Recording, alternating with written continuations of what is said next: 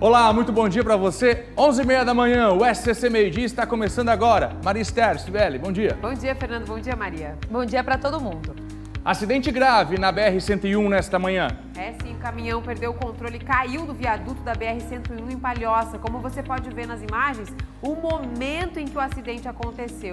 Com a batida no chão, a cabine onde o motorista estava pegou fogo imediatamente. Os detalhes a gente traz já para você. O Cleiton Ramos conversou com o motorista envolvido. E você vai ver também, Santa Catarina completa 40 dias sem lista de espera por UTI para Covid-19. Ao vivo, a gente mostra como está a ocupação dos leitos hoje aqui no estado. Uma quadrilha de caixeiros foi presa no norte do estado. A operação está em andamento neste momento. 40 policiais cumprindo outros mandados. E hoje nós vamos falar de sorrisos, de autoestima. Com a pandemia, nós somos obrigados a ter novos hábitos, né? Como o uso de máscaras, né? Mas e quando tudo isso acabar? Os dentes voltam a ficar à mostra, né? Hoje nós vamos mostrar então para vocês alternativas para quem quer estar com um sorriso lindo quando a pandemia passar. E terça-feira vocês já sabem, dia de falar de emprego. Já adianto que tem muitas oportunidades essa semana por todo o estado. Nesse assunto, já vamos falar também do programa Jovem Aprendiz e como ele ajuda a promover o desenvolvimento econômico e social. Hoje no SCC Meio Dia a gente vai mostrar um projeto que profissionaliza jovens para o mercado de trabalho. E olha, você que é empresário pode ajudar. Quer saber como? A gente te conta daqui a pouco. E tem alerta de temporal na previsão do tempo. Fique com a gente, estamos no ar.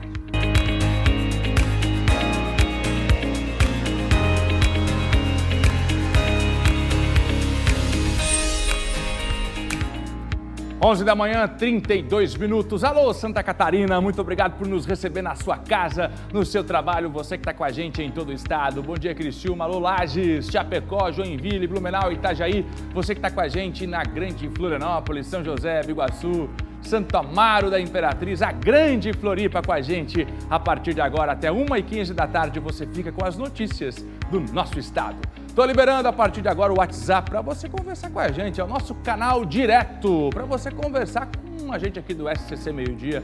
Manda para cá a sua sugestão de reportagem. Você pode opinar também os nossos assuntos e pode criticar. Não tem problema. Fique à vontade para conversar com a gente. O nosso WhatsApp está liberado a partir de agora. Olha, tô curioso. Já vi a Maria Esther falar. Daqui a pouco, uma tecnologia que tem revolucionado as pessoas aí que usam dentadura, uma tecnologia que tem revolucionado quem precisa usar implantes, quem precisa fazer implantes dentários. É para voltar a sorrir. Já já a Maria Esther vai contar pra gente os detalhes. Você usa dentadura? Tem medo de mastigar? Segura aí, já. Mas agora um acidente grave na manhã desta terça-feira. Na BR-101, eu tenho as imagens, veja só o momento exato em que um caminhão despencou da BR-101 na Grande Florianópolis, Sibeli Fávero. Imagens impressionantes, Fernando, é claro que assustaram os motoristas e os moradores da região, né? BR-101, você vê aí o momento em que as chamas tomam conta da cabine, porque assim que o caminhão caiu do viaduto na BR-101, as chamas começaram na cabine onde estava o motorista. Esse motorista ele perdeu o controle e por isso acabou caindo do viaduto. O Cleiton Ramos foi até o local, vai contar pra gente em detalhes tudo o que aconteceu. Inclusive, Fernando, ele conversou com o motorista. Foi. Por incrível que pareça, né, apesar da gravidade toda e das imagens impressionantes, o motorista está bem. Impressionante este acidente, a princípio falhas mecânicas, um caminhão que despencou neste viaduto da BR-101, imagina só. O susto das pessoas que estavam ali no entorno, né, porque era uma rotatória, então carros também estavam passando pela parte de baixo deste viaduto e um caminhão literalmente despencou do viaduto, explodiu na hora, gente.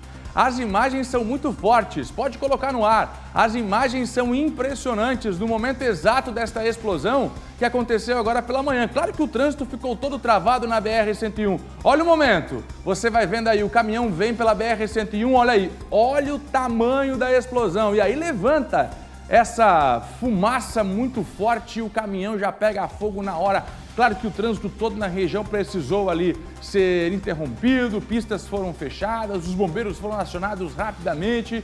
Olha só, mais uma vez para você, o caminhão vai despencar agora, ó. Veja só, e aí rapidamente já pega fogo e explode. Vamos para lá? Cleiton Ramos vai contar pra gente os detalhes. O Cleiton conseguiu conversar com o caminhoneiro envolvido neste acidente. Vai, Cleiton! O acidente aconteceu hoje pela manhã nesse trecho aqui no município de Palhoça, na BR-101. Essa carreta acabou despencando do viaduto, segundo o relato do motorista que teria repassado para o Corpo de Bombeiros e também a Polícia Rodoviária Federal. Ele perdeu o controle do veículo da carreta alegando um problema mecânico e não conseguiu segurar. Segundo ele nos relatou, perdeu o controle do caminhão, acabou que caiu da rodovia aqui da BR-101 e chegou aqui na marginal, Ele nos relatou que estava usando cinto de segurança, estava tudo ok. Na queda, ele acabou ficando preso com um cinto, o que na verdade salvou ele. E ele conseguiu tirar o cinto, quebrou o vidro com o macaco ali do caminhão e conseguiu sair. As chamas já tinham iniciado nesse momento, ele até teve alguns ferimentos leves, mas conseguiu se salvar. As nossas equipes chegaram logo na sequência. O relato inicial era que a vítima estava presa em ferragem e incêndio, acontecendo ao mesmo tempo. A gente conseguiu combater o incêndio aqui, por sorte ele já tinha saído e conseguimos controlar a situação. A carreta simplesmente despencou e no momento da queda a gente tem imagens, ela começou a pegar fogo imediatamente. Olha só a estrutura que ainda permanece aqui, A gente percebe que a carreta ainda está com a roda lá próxima do local onde o viaduto acabou se rompendo, o guarda-reio do viaduto acabou se rompendo e olha como é que ficou a carreta, completamente destruída. A gente conseguiu entrevistar com exclusividade a equipe do SCC-SBT, acabou realizando algumas perguntas para o motorista Claudemir Bianchis, de 49 anos. Acompanha aí o pouco do relato do motorista que saiu ileso nessa manhã. Seu Claudemir, como é que foi? Caímos. Mas o senhor tá bem? Tá legal? Bem, tô bem. Como é que foi? O senhor perdeu o controle? O que aconteceu? Sim, senhor. Perdi o Só controle. para tranquilizar a família também. Perdi o controle do caminhão e caí. Obrigado. Na hora o senhor conseguiu sair, quebrou o vidro? Quebrei o vidro e saí. Obrigado. Não teve nenhuma lesão? Não. Nasceu de novo, né? Nasceu de novo. Sim. Sim, senhor. Obrigado. O trânsito ficou lento hoje pela manhã aqui na Grande Florianópolis, nesse local. A gente percebe o trabalho da autopista litoral, recolhendo o que sobrou, a estrutura da carreta. E a boa notícia é que o motorista saiu ileso, como você viu aí. Mas o trânsito ficou completamente trancado, prejudicado nessa manhã. Mas as imagens são impressionantes. Voltamos aos estúdios. Obrigada, Cleiton, pelas informações. Agora o motorista foi muito rápido, né, Fernando? Eu tô impressionado. Ele agiu muito rápido. Eu tô Porque pelas impressionado. imagens a gente vê que assim que o caminhão encosta no chão, ele já começa a pegar fogo. O motorista conseguiu sair rapidamente. E só para atualizar a situação nesse momento, a BR-101 já não está travada, flui com lentidão, mas já está fluindo. A retirada do veículo também já está acontecendo, já não está mais pendurado daquela maneira como a gente mostrou. Isso está acontecendo agora. Impressionado com o que aconteceu.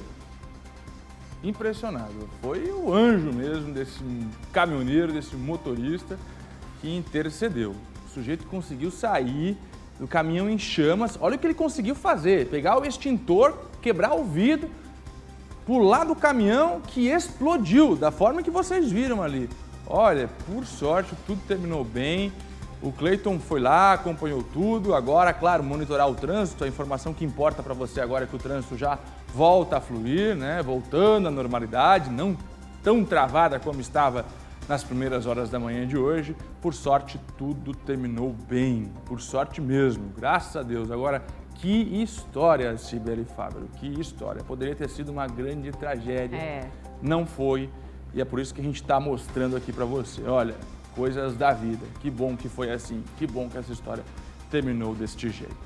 Depois de muita expectativa, finalmente saíram as regulamentações sanitárias para o público. Vou fazer essa frase de novo. Depois de muitas expectativas, saíram as regras para o público nos estádios. A volta da torcida nos estádios de futebol. O que pode e o que não pode. É sim, Fernando. A data havia sido divulgada, mas faltava, a regulamentação. Então agora, a partir do dia 15, oficialmente, amanhã já está liberado o retorno do público para os estádios. É claro que com uma série de regulamentações. Pois é, o texto inicial sofreu alterações, por isso eu vou chamar aqui ele, Paulo Henrique.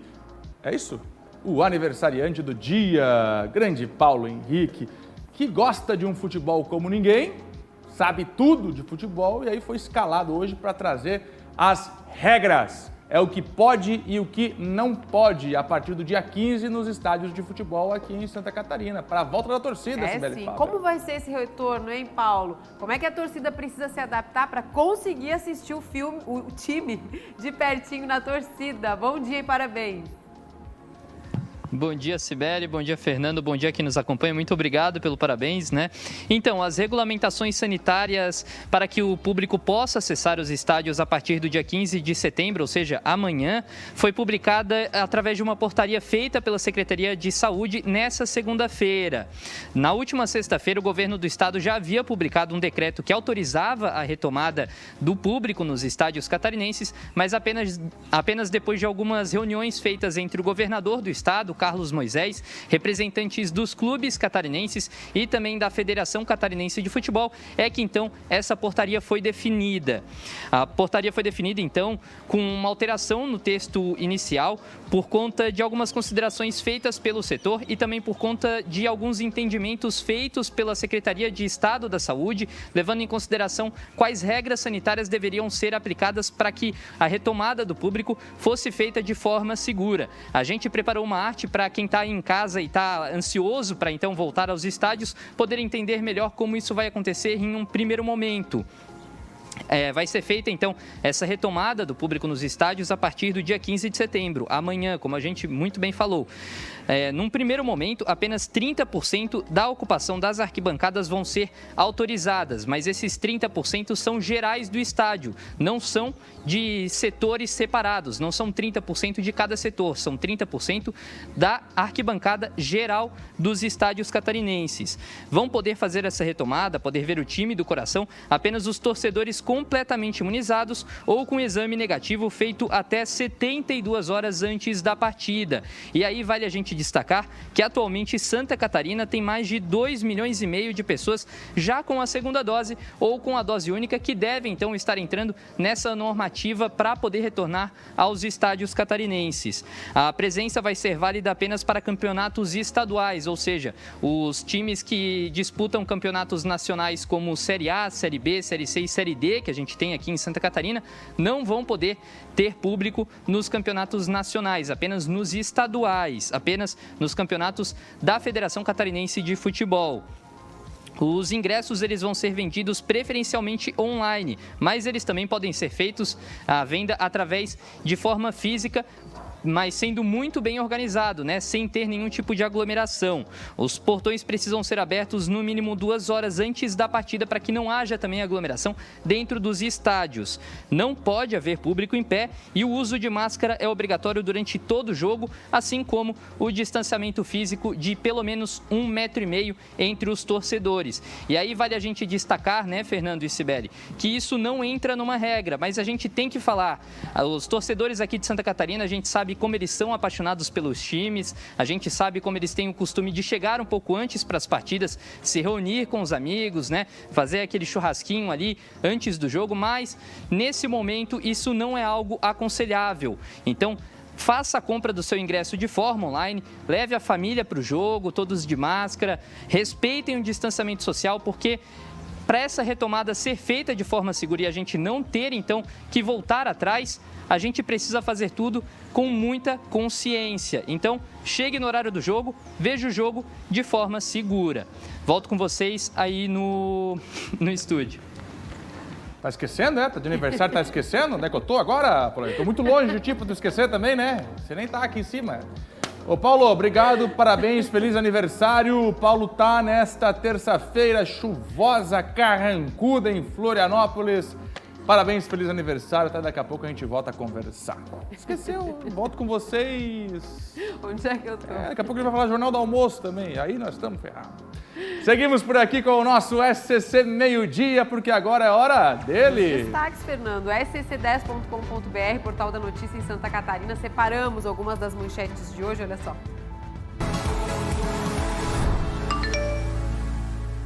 Zé Trovão pede asilo político ao governo do México. O caminhoneiro teve prisão decretada pelo ministro Alexandre de Moraes do STF. Criminoso de 17 anos morre em troca de tiros com a polícia após roubo em Itajaí. Outros 3 homens foram presos, um deles com mais de 50 passagens pela polícia. Presos fogem do complexo penitenciário do Vale do Itajaí. 2 homens ainda estão foragidos. Moradores do norte da ilha, em Florianópolis, reclamam que o lixo não está sendo recolhido. Adolescente é apreendido com 118 quilos de maconha na cidade de Palma Sola, na região oeste. Daqui a pouco tem Barcelona e Bayern de Munique pela Liga dos Campeões. Todos os detalhes do jogo você sabe, é scc10.com.br. É às 3h45 da tarde. SCC10, o portal da notícia em Santa Catarina. Boa, scc10.com.br. Entra lá e navega no nosso portal para ficar bem informado. Que a carne tá cara, todo mundo sabe. Frango também subiu. Até o ovo encareceu. Não é mesmo, Marista? É verdade, Fernando, mas tem um tipo de proteína que está indo na contramão desses aumentos aí, o peixe. E tem uma espécie que tem se destacado não só pelo preço, mas também pela qualidade. E você sabe que peixe é esse, Beli? Eu sei sim, Maria. Eu soube agora há pouco. É a curvina, gente. Vocês por acaso já comeram curvina? Vocês já comeram, Maria e Fernando? Não, eu nunca comi. Não, nunca comi eu curvina. Também nunca comi curvina, mas agora eu quero experimentar. É. E o Cleiton Ramos vai preparar a curvina pra gente, ao vivo, do coração de Florianópolis. Ele está no mercado público, vai conferir se tá barato mesmo, se tá valendo a pena comprar um peixinho para economizar, garantir as compras do mês. E de quebra vai Cozinhar. Bora lá então. Receita. Dicas pra gente, hein, Cleiton? Bom dia! Bom dia para esse trio fantástico aí no estúdio. Olha só o que eu tenho aqui, ó. Tá bonito ou não tá, hein? Olha só, para quem não conhece, mostra aí, Dionei, todos os detalhes. Essa é a corvina que está sendo muito falada aí com a carne, né? O preço lá em cima. Esse peixe realmente está fazendo o maior sucesso aqui no mercado público. Tem de monte, né? E tem muita gente comprando a corvina. Deixa eu chegar aqui, falar com o Marcelo. Tá movimentado o negócio aqui, hein, rapaz? Bom dia aí, rapaziada. Bom dia, tudo bem? Tô chegando aqui com a corvina, é tua. Sério? Vamos limpar, não? Vamos limpar já. Por que tá fazendo tanto sucesso a corvina, Marcelo? Porque vem no momento certo, né? Uma crise que o nosso país está passando, a carne muito cara e uma super safra de corvina. É um peixe que o nativo come diariamente, ela serve para um bom ensopado, para um bom fritinho. Essa tem quantos quilos? Essa aqui tem em torno, vamos pensar aqui rapidinho. Essa aí já fala o preço pra gente, porque tem muita gente. 800. 2,8 kg, custa quanto? A R$13 o quilo, vamos fazer o da 39 em torno de R$36. Então limpa lá pra gente, muita gente comprando, vai dando detalhes aí, explicando a respeito desse peixe, que é um peixe manezinho. É época da corvina agora, ela é igual a tainha, tem uma época especificamente? Tem, ela vai de agosto até outubro. Mas o mês forte dela é agora e setembro e outubro, o mês forte dela, né? Faz muito sucesso agora. Faz porque nós moramos numa ilha com 44 praias. Todos eles, diretamente, gostam do bom peixe, né? Ainda vem numa crise dessa aí, então o povo está procurando um peixe com o produto para botar na mesa com o menor valor possível, né? Para ele chegar no final, poder pagar uma luz que está caríssima, uma água, né? O custo de vida nosso aumentou por demais. Então eles têm que economizar. Cada economia lá no final do mês vai fazer a diferença. Agora ele é muito bonito. Por que ele é barato em relação aos outros? Não, porque o peixe dá muito em quantidade, então tudo que dá em quantidade, o preço baixa. O camarão também sempre foi num valor mais alto, mas quando chega a safra do camarão Rio Grande, ele baixa. Então todos os produtos na super safra dele, seja soja, seja o que for, ele baixa. E assim é a corvina. Tem relatos aí de consumidores que vêm para cá comprando a corvina para fugir justamente desse preço, já que a carne está muito alta? Relato não, é diariamente, não é uma pessoa, são várias pessoas, não só a corvina, como a corvina média que custa R$8, o manezinho, que é um produto da ilha, 13, o peixe que tem o maior ômega 3, que se chama sardinha, está 13 também, temos o filé de pescadinha a R$22, então o preço do peixe para o momento, ele está acessível, sim. Ele já limpou isso? Já limpou? Está aqui limpinho aqui, ó. Aí, mas quanto tempo? 1 minuto, pô? 1 minuto. Aí se faz em postinha, faz uma boa muqueca, faz um peixinho frito, faz ela assada inteira, entendeu? Faz o quê? frito, já tá vindo aí já. Já tá ali, ó. Opa, vamos lá então, vamos lá acompanhar aqui, rapaz. Aqui é jogo rápido. A gente está aqui no mercado público, onde tudo acontece. Né? Marcelo trabalhando com sua equipe, ele montou a mesa especificamente pra gente. Olha só, com a curvina. Que beleza, hein, meu querido? E aqui a porção é imposta fritinha. É fritinha aqui, ó. Como essa foi frita, né? É deliciosa, com limãozinho, com a cervejinha. Mas também dá de fazer uma muqueca de curvina, uma curvininha ensopada, assada também, escalada na brasa, como se faz a tainha. Tá? Que legal. Essa aqui já veio até acompanhada do limãozinho. Detalhe é o seguinte, eu sou obrigado a provocar, né, meu irmão? Porque o Fernando disse que nunca comeu curvina lá no estúdio. A Maricotinha eu acredito que já comeu. A Cibele também tá louca para comer. A Maria Esther. E eles me colocam nessa missão, cara. Então eu sou obrigado, né, a degustar, a saborear. Te convido. Pode ser. Vamos lá? Vamos. Vai você primeiro. Vai você primeiro, depois eu vou. Vamos lá. Aquele limãozinho ali. Tirar a máscara, né? Claro, tirar a máscara, evidentemente, né? Já tá perto. Já tá perto de tirar a máscara, né? A pandemia. Olha só, limãozinho, tal. Olha só a carne dela. Também tem um motivo que o pessoal gosta muito. Olha só a carne dela aqui, que branquinha. Meu Deus. Olha só. Então é uma delícia, né? Ó. Show de bola. Show de bola. Faz o seguinte, agora segura o microfone pra mim. Tudo, ó. Você É? repórter pelo dia? Vai ser repórter. Vai me entrevistando, pergunta se tá bom. Vamos ver então. Eu vou falar que nem todos nós temos um esposo igual a Maricotinha, né? Que é pescador. Né? Vamos lá então, ver se essa aí tá boa então. Desculpa aí, pessoal de estúdio. Desculpa aí, pessoal de estúdio. Fernando, Maria. Ah, minha esposa tá vindo, acho que eu vou trocar de profissão, você é repórter. Ganha bem e trabalha pouco. Tá bom aí, amigo? Tá bom, hein, Cleiton? Que vida, hein? Não, Uber na área. Olha aí, ó. Meu Acho que ele tá Deus, ó, tentando imitar Maria. alguém. Maria, Fernando, Maria, pessoal de casa. Tá bem, hein, Cleiton? Fazer o seguinte, Ele eu acho que eu dá vou um levar pro jeito, estúdio né? isso aqui, pra não matar o pessoal lá, né, de desejo e tal. Isso aqui é muito bom, né? Levar pro Fernando, porque ele foi lá em casa comer o cachorro-quente e reclamou. Mentira, quando isso? Verdade, comeu 6 cachorro-quente e estava ruim. Por isso que a barriguinha tá daquele jeito. Então tá, vou levar pro estúdio isso aqui, vou embrulhar, a Maricotinha também. E pro teu câmera também, que não é acostumado a comer curvina, né? Quem? Teu câmera aí, pô. Ah, o Dionei. Ó, chegou atrasado, mas chegou. Ó, chegou aqui, ó, um pratinho, guardanapinho, tudo certinho, maravilha. Aqui é organização, né, amigo? Ô, Marcelo, obrigado pela entrevista. Curvina, um prato bom, barato, fácil de fazer, rápido também, né? Rápido e o principal, custa pouco pro bolso. Barato. Né? Ô, Cleiton. Valeu, obrigado. Então tá, né? Eu vou ficar por aqui, ó. Mais um pedacinho, né? Deu, Cleiton. Se me permite. Vai engordar, hein, Cleiton? É, porque eu tenho que participar dessa missão. Vai Ó, engordar, você vai engordar, Cleiton. Olha só, Você vai engordar. só a carne. ó a carne. Ó. Só a carne dela. Eita, Agora, tá Fernando, tu bonito quer que eu esse leve peixe. a curvina ou cachorro Essa quente? Eu posso hora, comprar né? aqui e te levar. Tá bonito. Obrigado, Cleiton Ramos, por esta gastronomia. Gente, seguinte, você viu, é barato, não custa R$20, porque E é o um peixão peixe todo 36, ali o bonito, quilo. um peixe 36, Obrigado. quase 3 quilos de peixe. Vocês viram ali ele mostrando. Em 1 minutinho limpou, ficou prontinho ali pra colocar Carnudo, pra né? Um fritar. peixe bonito. E a carne branquinha, né, Enfim, você uma vê? opção que não aumentou, pelo contrário, né? O preço é baixo ainda, Curvina. comparado com qualquer outra proteína, né? Verdade. Ovo, carne, frango, tudo subiu. É a temporada da curvina. Obrigado, que aproveitar. Marcelão, pela dica. Cleiton Ramos no mercado público. Foi lá, comprou, preparou, tá tudo certo. Tem aí na sua cidade também, né? Na peixaria, no mercado público da sua cidade. Olha aí, o Hermano tá lembrando aqui de um pirão de cabeça de curvina. Bom também, né? Esse daí é o prato típico É. manezinho, Agora, né? Carnudo. Procurar alternativa. Com um né? peixão daquele ali, você faz o almoço, né? Pra família inteira. Recebe Uma amigos. família grande, É, né? uma família grande, um peixão daquele tamanho, R$30, gente. Já pensou? Pega a dica do Opção, SCC né? Meio-Dia. Que dica, hein? Dica valiosa aí pra você. Curvina, gente, é a dica pra você. E o Marcelão, vou na casa dele e só me oferece cachorro-quente. É dono de peixaria, só me dê cachorro-quente. Agora Cadê você o... comeu 6 na casa Eu dele? comi também, só tinha cachorro-quente, né? Ó, fazer o quê?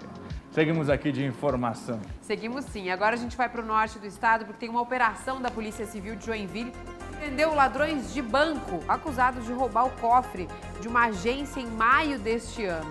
40 policiais participam da operação, que inclusive está em andamento. A gente fala com o David agora para trazer para a gente, né, David, os detalhes dessa operação.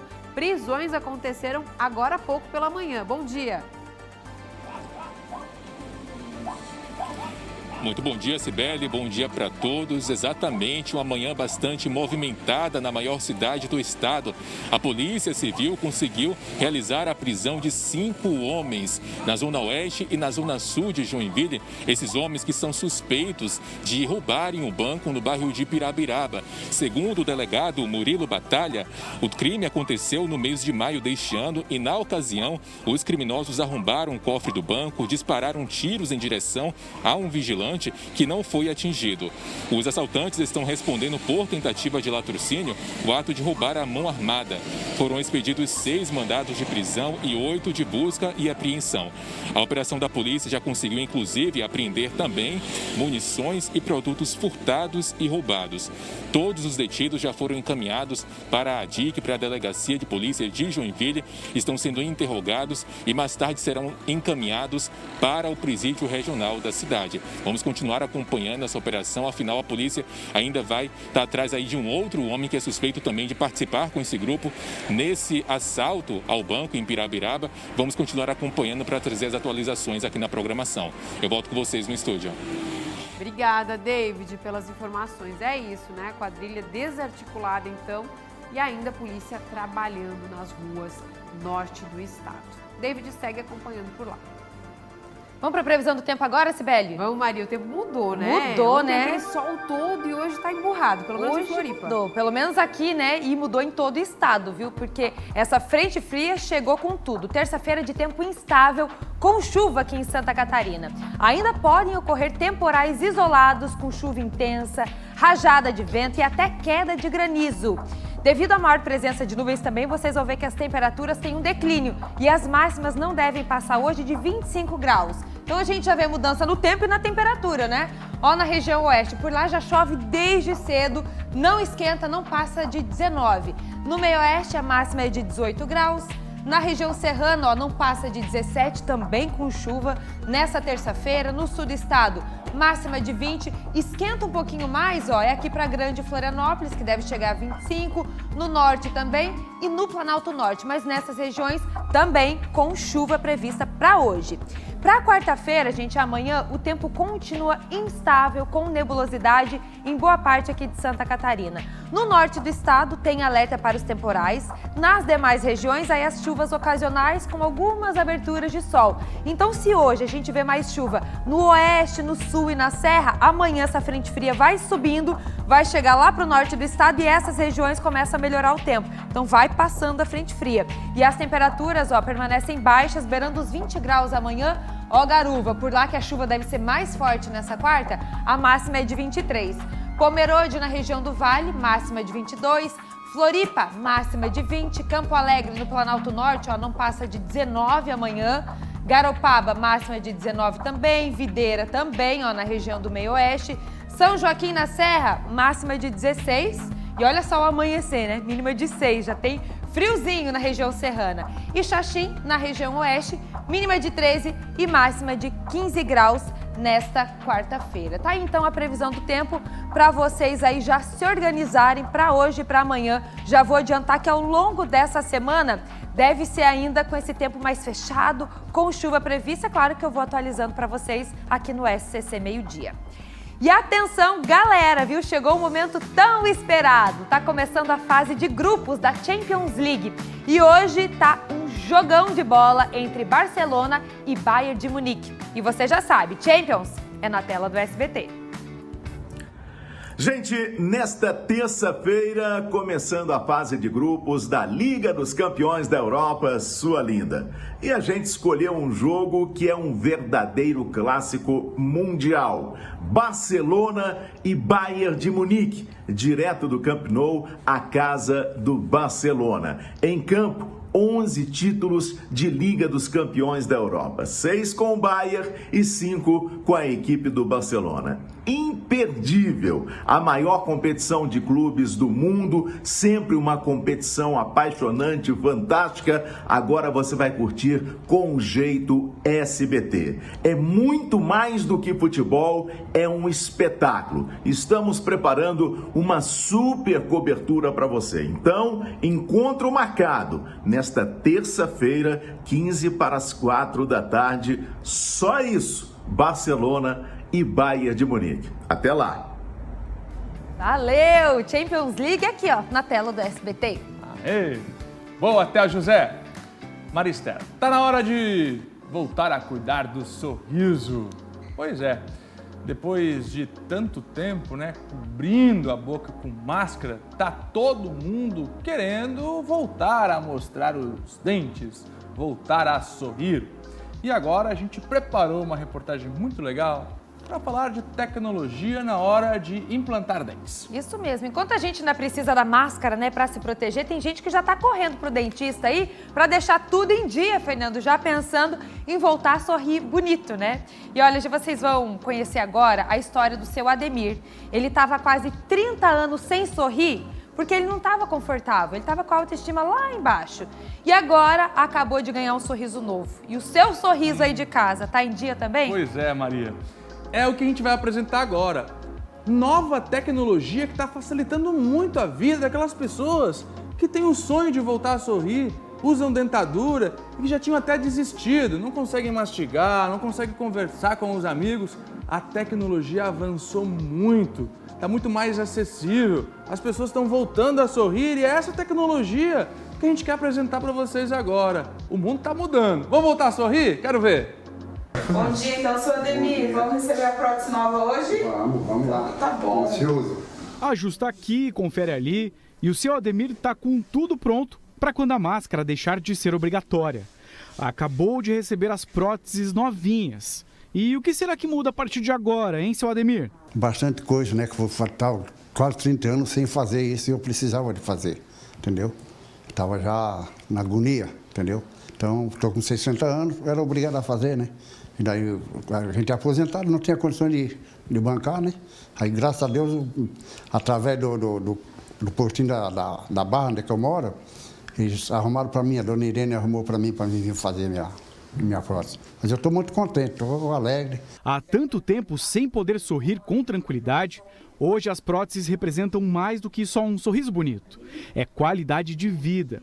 E a doutora Claudine já viu muitos pacientes mudarem de vida através da chance de poder sorrir de volta. É uma sensação de dever cumprido, né? Porque a gente consegue devolver função, né? Mastigação, que às vezes esses pacientes estão há anos sem conseguir mastigar direito.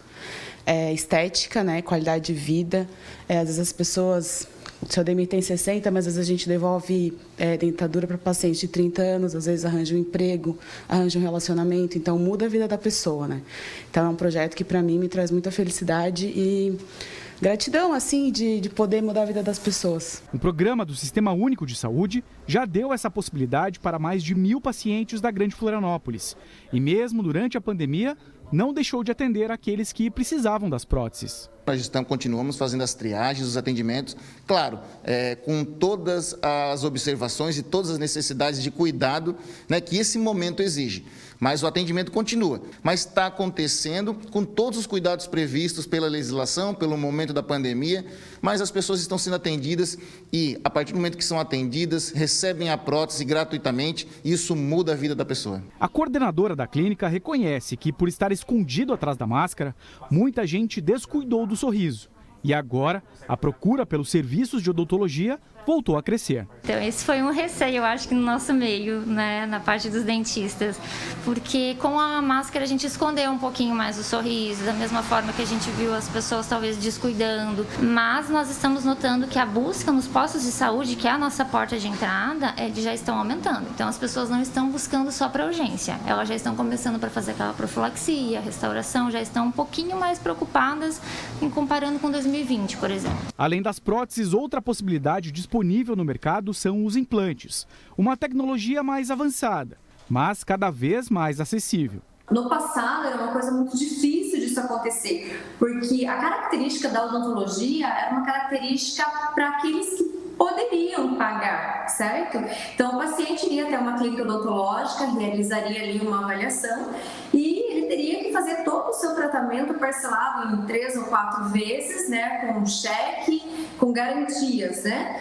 E hoje existem algumas empresas, né, que já oferecem esse tipo de tratamento com parcelamento mais acessível. E agora, mais do que nunca, é hora de voltar a procurar o seu dentista. Afinal, nada melhor do que estar com um sorriso em dia para quando tudo isso passar. Agora tô feliz, tô bem feliz. Tudo novo. Tudo novinho. Sorriso novo, né? Sorrisão, hein? Que legal. É a volta da autoestima, né, Fernando? Não só esteticamente falando, mas de poder comer com tranquilidade, mastigar, falar também, né? Um churrascão. Um churrascão. Que legal, né? A gente gosta de mostrar que está muito mais acessível esse tratamento também para as pessoas. Antigamente era tão distante, Tão né? distante, caro. Ninguém fazia. Você viu ali a nossa entrevistada falando que agora as empresas até parcelam 24, 36 vezes. Nós mostramos ali a dentadura, que a gente já conhece, mas mostramos também os implantes. Antigamente você tinha que implantar dente por dente, Maristela.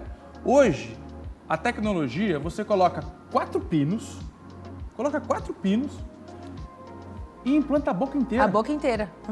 É muito mais rápido. Sabia que hoje em dia, no mesmo dia que você coloca os 4 pinos, você já sai com o dente?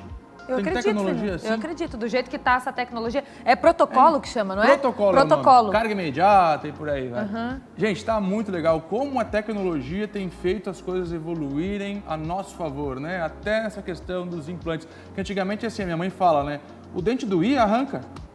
Hoje, né? Até esses dias estava falando com uma amiga minha que é dentista, eles fazem de tudo para não arrancar. Tem que salvar o dente. Tem que salvar o dente. Antigamente era arrancar. Era né? arrancar, exato. E se falava muito, né? Ai, para ter os dentes bonitos é o valor de um carro popular. Exato. Né? Hoje em dia já não mais. E dá para parcelar agora. E dá para parcelar. Pode voltar a sonhar aí, viu? Olha aí, ó, tecnologia ajudando a gente. Seguimos por aqui com informação para você. Nós vamos trazer agora a segunda reportagem da série que traz os detalhes da triste realidade da fome no norte do estado. A fome em Joinville. Ontem você viu aqui que a quantidade de pessoas que passaram pela linha da extrema pobreza aumentou na cidade. A situação foi agravada, Cibele, com a pandemia. Infelizmente, né? Hoje, na segunda parte da reportagem, você vai conhecer os projetos sociais de uma igreja. Esses projetos têm sido usados como modelo no município. Cooperação mútua e solidariedade que tem ajudado tanto as regiões mais afetadas na cidade. Olha só.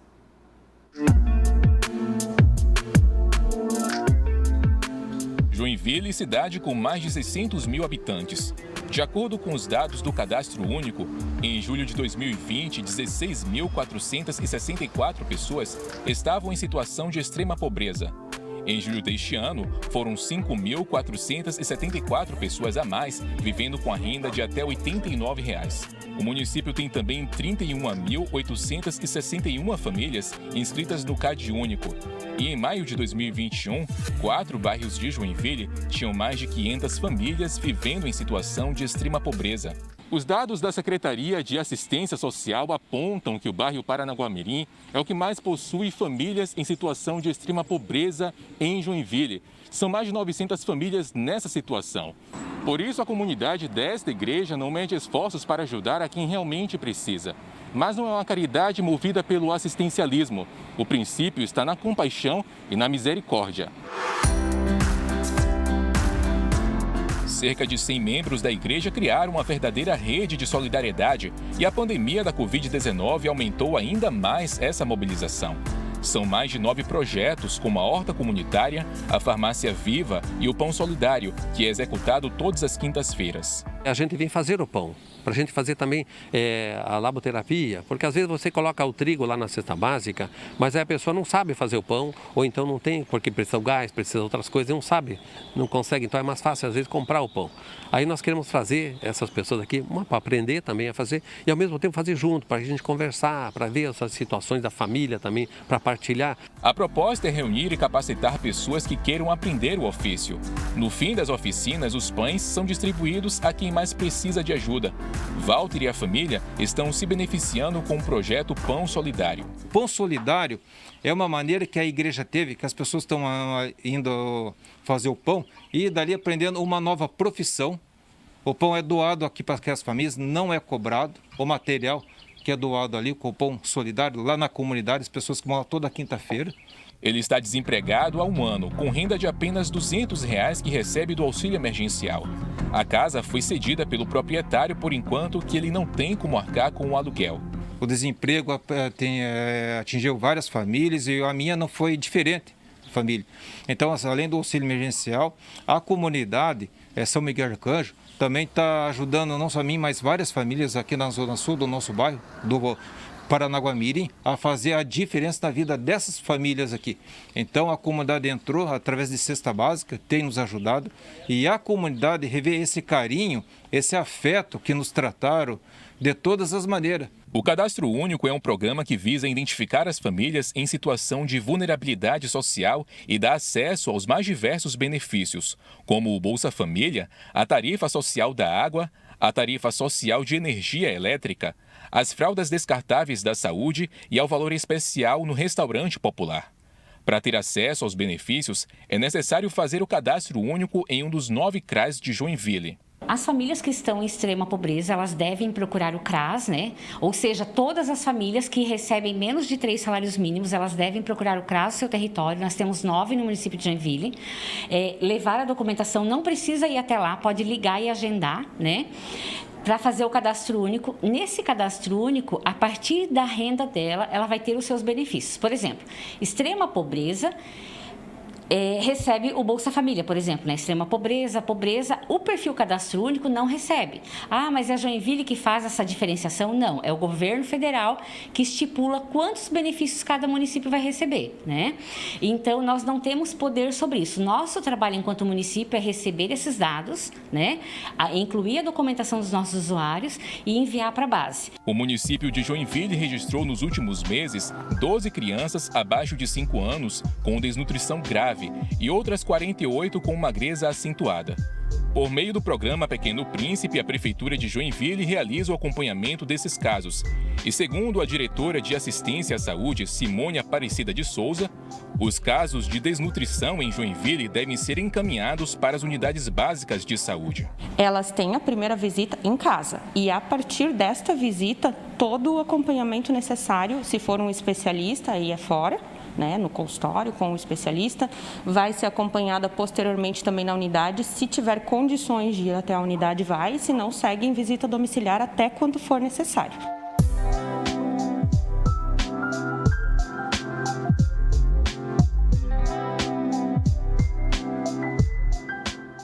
É muito difícil, né, Fernanda, a gente mostrar uma realidade como essa hoje em dia, 2021, e as pessoas passando fome, vivendo em extrema pobreza. É extrema pobreza. E o que nos choca aqui é ver uma situação desta em Joinville, maior cidade do estado, pujante do jeito que é, de um povo trabalhador, de uma economia como é Joinville, e de um estado que está com um superávit na economia há meses. É ou não é? O governo festejando aí o bom desempenho da arrecadação, né? Geração de empregos, aí eu fico perguntando, onde é que está o erro? Essa conta não está batendo. Se o Estado está no melhor momento, não é mesmo? Nos últimos 10 anos, com tudo em dia, como é que a gente mostra extrema pobreza em Joinville do jeito que a gente está vendo aí? Sibeli, a gente fala muito de finanças, né? Na sua coluna, nos quadros aqui, a gente sabe que a Sibeli é muito ligada a isso, a investimentos. Vamos lá, sua opinião, como é que resolve? Simples não é, né, Fernando? Não. Senão nós já não teríamos o quadro que a gente tem. Mas a receita básica, se todo mundo fizer, a gente sabe, né? Assistência, capacitação, oferta de emprego, tantas outras coisas, educação, e que com certeza estão faltando, senão as famílias não estariam vivendo o que estão vivendo hoje. Eu acredito que a gente ainda tem, Sibeli, que deixar de lado aquela história que o pobre depende do governo. Que o pobre depende do governo, que a gente vai resolver esse tempo de pobreza. Fernando, mas você estava falando agora aqui de que o governo está com bons números, superávit, porque com o subconsciente da gente já vem ligado. Mas é que o benefício que é uma das coisas. É a primeira atenção. A primeira atenção. Mas depois tem que seguir com as outras. Porque parece o seguinte, que é sempre responsabilidade do governo, né? Mas, na verdade, as pessoas têm que ter oportunidade de trilharem o próprio caminho. Né? Isso significa terem condições de estudar, de capacitação, e de emprego, para que não dependam uma vida inteira do governo. Ah, Fernando, quer dizer que o governo não tem participação nenhuma? É isso que a Cibele colocou. O empurrãozinho... É a atenção mínima, na verdade. É para não passar fome, né, Fernando? Para atender as necessidades básicas. Mas a partir daí é preciso que se continue o trabalho, né? E aí não é só o governo, mas também a iniciativa privada, as oportunidades que a cidade tem que também oferecer, até para que o município cresça inteiro como um todo. Exatamente. Educação, né? Qualificar esse povo, oportunidade de emprego, oportunidade de trabalho, oportunidade de mais qualificação, para a gente conseguir resolver esse problema. É triste, né? É triste mostrar essa cena, muito triste mesmo. Mas está aí, brilhante trabalho do nosso David Sacramento. A gente espera que esse trabalho de investigação, trabalho jornalístico brilhante possa trazer, né, bons resultados também nessa questão de cobrar, né, essa primeira atenção por parte do governo lá em Joinville. Vamos seguir por aqui? Marister, em Sara, no sul do estado, um centro de educação infantil fez cartinhas para os trabalhadores do Hospital São Donato. É uma forma de homenageá-los, né, pelos serviços todos agora durante a pandemia. O Marco Burg explica pra gente como é o Correio da Gratidão. Olha só. E olha que interessante essa ação que acontece aqui no sul do estado. O Correio da Gratidão é um projeto que o CI Favinho de Mel, aqui de Sara, fez com os trabalhadores do Hospital São Donato, aqui do município, que trabalham na linha de frente no combate à pandemia do novo coronavírus. Os alunos aqui do CI fizeram cartinhas. Foram mais de 130 cartinhas feitas e endereçadas aos profissionais que trabalham no combate à pandemia do novo coronavírus. A gente vai conhecer um pouquinho mais aqui do CI, o Centro de Educação Infantil, e também conhecer um pouquinho mais desse projeto, como ele funcionou aqui no sul do estado. Essa iniciativa partiu da Secretaria de Educação, que nos deu um tema, Paz Como Se Faz, e cada escola desenvolveu suas atividades. A nossa atividade, uma delas, foi a homenagem aos profissionais da saúde. A gente direcionou uma folha para as famílias, onde tinha um espaço para a criança desenhar e um espaço para a família colocar uma palavra ou uma frase, homenageando os profissionais da saúde. O CI Favinho de Mel faz um trabalho muito importante na comunidade de Sara. Foram mais de 130 cartinhas endereçadas aos profissionais da saúde do Hospital São Donato. Aí está, gratidão. Que bela homenagem. Gostoso receber. Negócio tão simples, né? Receber um recado, bom demais. Boa iniciativa, o Marco Búrigo contando pra gente. Olha aí, o Colégio de Aplicação da UFSC em Florianópolis encaminhou o plano de contingência para o retorno das aulas presenciais, o único que faltava.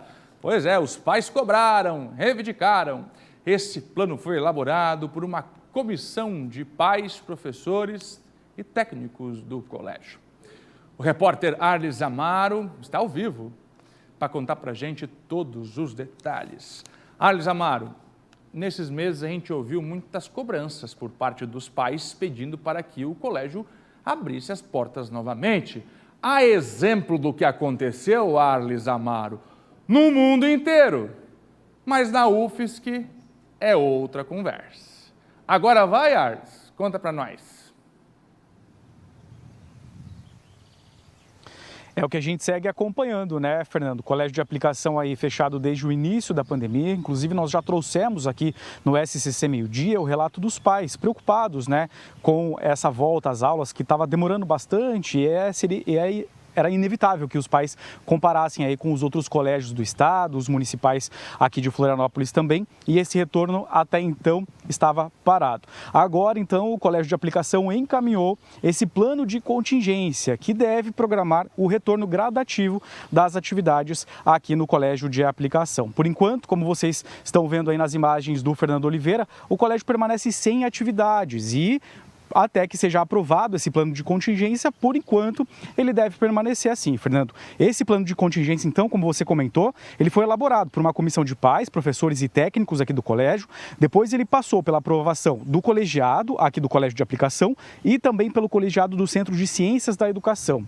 Depois disso, Fernando, ele foi avaliado pela Comissão Permanente de Monitoramento Epidemiológico aqui da Universidade Federal de Santa Catarina, já que o Colégio de Aplicação pertence à universidade. E esses apontamentos equipamentos feitos aí nesse plano de contingência, inclusive, estão sendo utilizados na pré-fase 2, a chamada pré-fase 2, que é a fase que a UFSC está se programando para retornar às atividades de alguns setores aqui do campus, e está previsto o início dessas atividades para o próximo dia 20 de setembro, em que alguns setores aqui da universidade vão passar a funcionar com um atendimento, ainda cumprindo alguns protocolos bastante rígidos, é o que a gente tem visto aqui da Universidade Federal de Santa Catarina, mas já sinaliza então que o colégio de aplicação deve retornar na sequência. Está prevista para acontecer, Fernando, uma reunião aí para o próximo dia 17, sexta-feira, às 4h30 da tarde, uma reunião do colégio de aplicação, dessa comissão que organizou esse plano de contingência com a Prefeitura de Florianópolis. E só depois é que vai ser decidido, então, se o colégio de aplicação retorna com algum tipo de atividade. Por enquanto, os alunos permanecem tendo aulas remotas. Nós procuramos aqui a diretoria do Colégio de Aplicação, que por enquanto não quer falar sobre o assunto, eles só querem falar depois que essa reunião com a Prefeitura acontecer. Enquanto isso, os alunos permanecem em casa, sem atividades presenciais. É claro que a gente continua acompanhando e atualizando essa situação do retorno do Colégio de Aplicação, tão esperado, né, Fernando? Os pais e os alunos aguardam por esse momento e a gente continua acompanhando e trazendo as novidades aqui para vocês no SCC Meio-Dia. Volto contigo. 12h20, obrigado, Arles Amar, está lá de frente do Colégio de Aplicação, administrado pela UFSC, Universidade Federal de Santa Catarina. Vem cá, deixa eu conversar com você agora. A gente entende a preocupação de quem trabalha, de quem administra, de todos os profissionais da UFSC, nosso respeito, nossa admiração. Mas a gente está acompanhando, no último ano, as atividades voltando ao normal. E a grande sacada dessa pandemia, senhoras e senhores, foi quando todos nós tivemos que assumir responsabilidades.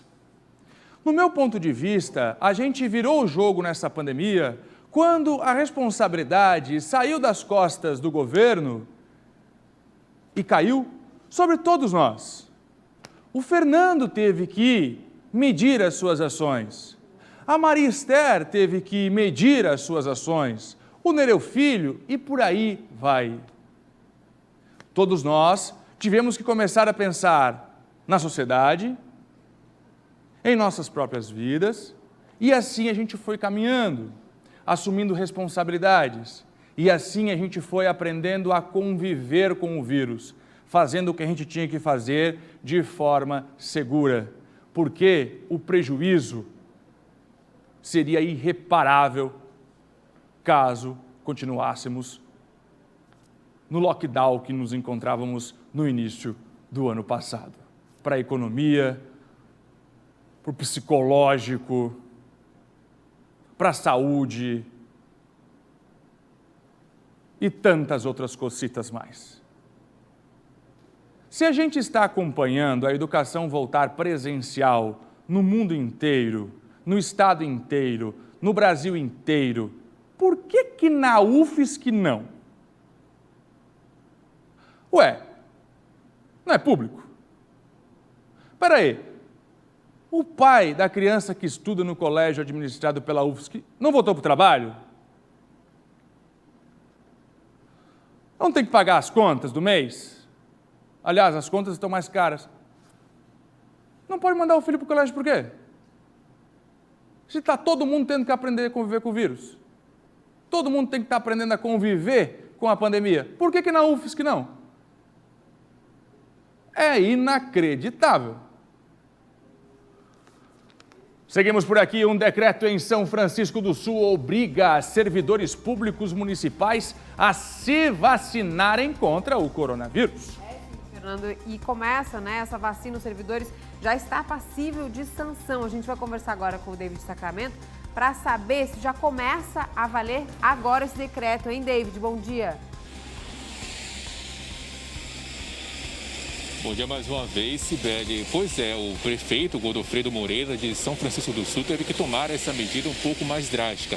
Então, São Francisco do Sul agora é o segundo município do norte catarinense que toma essa medida de assinar um texto obrigando o servidor público municipal a se vacinar contra a Covid-19, a se proteger. Uma coisa que deveria, na verdade, ser da consciência de cada pessoa, já que a gente passa por esse momento onde podemos observar que várias mortes já foram registradas por conta da Covid-19, é algo que deveria ser consciência de todos, mas nem todo mundo tem essa decisão, né? Tem essa consciência. Então, o prefeito de São Francisco do Sul teve que assinar este documento obrigando o servidor público municipal e também outras pessoas, né, que fazem parte do órgão público para que eles possam se vacinar contra a Covid-19. Fica valendo também para prestadores de serviços contratados pelos órgãos e entidades da administração pública direta e indireta.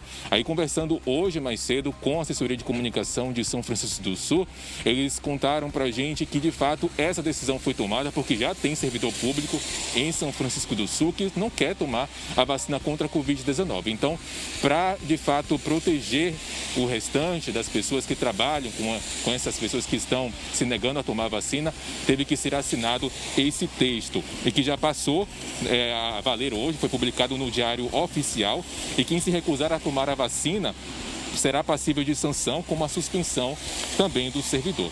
A justificativa foi a proteção e também o prefeito salientou que a vacina é a única arma que nós temos neste momento contra a Covid-19. Então, por isso que tomaram essa decisão, passando a valer esse texto hoje. Eu volto com vocês no estúdio. Obrigada, David, pelas informações. Informações estão do norte do estado. Agora, obrigatoriedade para a vacina dos servidores. Cibele, a gente sabe o quão difícil é dar o primeiro passo e entrar no mercado de trabalho, né? O Centro Cultural Escrava Anastácia, lá no bairro Balneário, aqui em Florianópolis, faz um trabalho com jovens. Lá eles aprendem e são incentivados a investir na carreira profissional. Olha só que bacana. Mais do que responsabilidade social, o projeto feito no Centro Cultural Escrava Anastácia é uma verdadeira mostra de preocupação com as futuras gerações do continente de Florianópolis. Muito importante, a oportunidade de ter um primeiro emprego e de fazer a diferença. Para muitos jovens, essa é a primeira renda. E a única, talvez, da família de 4 ou 5 pessoas. Então, é muito importante. Não é só uma lei de aprendizagem, não é só a empresa cumprir uma cota, é uma responsabilidade social também. Aqui, cerca de 120 jovens participam dos programas Rito de Passagem e Jovem Aprendiz. São todos jovens que são de comunidades vulneráveis, que vêm para cá fazer esse curso de preparação para o mercado de trabalho. O Centro Cultural fornece vale transporte e alimentação para que o jovem fique aqui. Nesse momento de pandemia, são 2 vezes na semana, mas a gente pretende voltar com uns 4 dias para poder ter todo o envolvimento com o jovem. Os Jovem Aprendiz são parcerias com empresas privadas que mandam para a gente o perfil para que o jovem, né, seja contratado. A gente faz a seleção desses jovens que já fazem o rito de passagem, porque eles são um diferencial, eles já estão preparados para chegar na empresa, se comportar como uma entrevista. A gente manda, faz a seleção, a gente fecha uma parceria com a empresa, o jovem para cá 1 dia na semana e 4 na empresa. O Rian entrou no Rito de Passagem no começo desse ano. Ele jogava basquete e o time achou uma boa ideia, além de ensinar a prática do esporte, também investir na profissionalização dos atletas. O Rito, o trabalho me deu a confiança que eu nunca tive para tentar entrar assim. E pensando nos que foram selecionados para a entrevista, mas não possuíam a roupa adequada para a ocasião, foi montada uma lojinha que recebe doações. Aqui o jovem encontra a roupa que combina com ele e também pode vestir o look do primeiro emprego.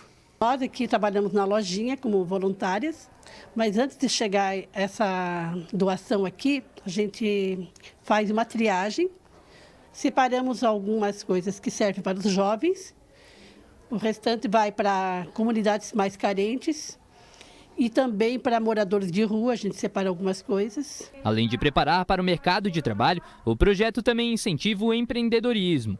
É o caso do Wilson, que com apenas 16 anos criou a própria marca de roupas para concorrer em um edital. E adivinha só, ele ganhou. Me ajudou bastante na questão de comunicação com as pessoas, a interação, né? Eu era uma pessoa bastante tímida antes de entrar aqui, e depois eu comecei a interagir mais com as pessoas. Eu tinha bastante medo de falar assim em público, até em trabalho de escola, e depois eu comecei a me soltar mais. Para te falar a verdade, é bastante gratificante, é um sentimento muito bom, porque Às vezes as pessoas olham pra gente, tipo, a gente é de menor, vem de comunidade, mas que não tem capacidade de chegar em lugares que a gente realmente pode chegar e só basta esforço, né? O projeto, criado em 2010, já ajudou mais de 1.000 jovens. Mas para que continuem aprendendo, é necessário a ajuda do setor privado. A empresa paga uma taxa administrativa para que o jovem tenha aqui, mas a gente fala que é uma taxa muito pequena pelo trabalho que a gente faz, né, de encaminhar um jovem preparado. A gente faz todo acompanhamento durante esses 2 anos de contrato com um assistente social, com um psicólogo, com a própria formação teórica aqui no Centro Cultural. Então, é uma parceria bem bacana. O que a gente precisa hoje é que mais empresas fechem essa parceria com a gente, né? Que dê a oportunidade do primeiro emprego para um jovem. Então, seria bacana a empresa que tiver interesse em ter um jovem lá, dar essa oportunidade de nos procurar para fechar essa parceria. E para as empresas, então, que quiserem fechar uma parceria com o Centro Cultural Escrava Anastácia, tem aqui as informações, os benefícios, né, que são os jovens preparados para o mercado, como a reportagem mostrou, o acompanhamento socioassistencial e também acompanhamento e avaliação semestral do jovem. Os contatos estão aqui, se você tiver interesse, a empresa que você trabalha, né, ou mesmo quiser levar isso para a diretoria aí da empresa que você trabalha, tira uma foto, anota os dados aqui, o contato, o e-mail e o telefone, quem sabe vocês não fecham essa parceria aí para levar os jovens, né, nessa iniciação no mercado de trabalho. E já que a gente está nesse assunto aqui, então, de oportunidade, vamos para a nossa terça do emprego? Roda a vinheta.